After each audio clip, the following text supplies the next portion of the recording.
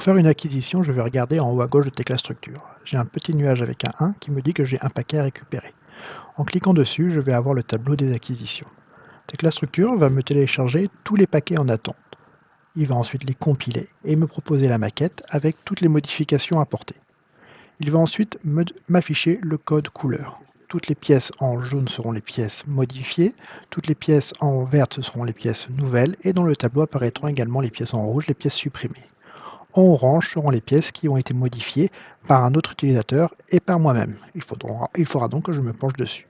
Je retrouve cette même couleur au niveau des plans, qui me permet de voir les modifications apportées au niveau des plans. Gardez à l'esprit que si deux utilisateurs modifient la même pièce ou le même plan, le premier qui fait une transmission aura ces modifications conservées. Le deuxième perdra les modifications qu'il aura apportées aux pièces ou au plan.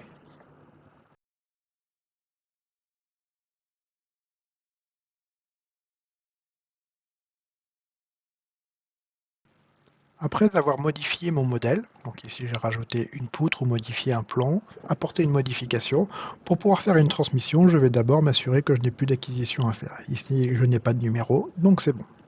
Je vais du coup pouvoir ensuite faire une transmission en cliquant sur le nuage qui est ici. Je vais pouvoir rencontrer un code et un commentaire.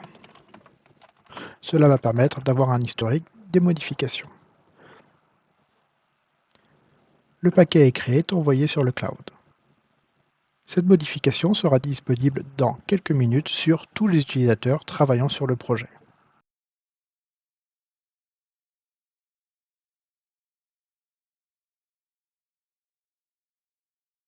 Pour faciliter l'arrivée d'un nouvel utilisateur sur le projet, nous vous recommandons de créer une baseline. Pour cela, vous allez dans Menu, Partage et vous avez ici Créer un modèle de base.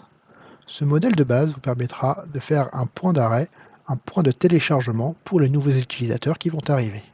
Imaginez un projet qui va durer pendant plusieurs semaines.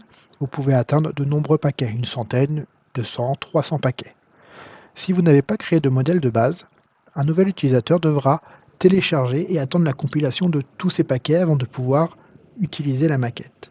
Alors que si vous créez régulièrement des modèles de base, par exemple une fois par semaine, du coup, l'utilisateur n'aura plus qu'une dizaine ou une quinzaine de paquets à télécharger, ce qui va faciliter l'arrivée sur le modèle. Pour les autres utilisateurs, la création de ce modèle de base sera considérée comme un paquet classique, comme une transmission classique.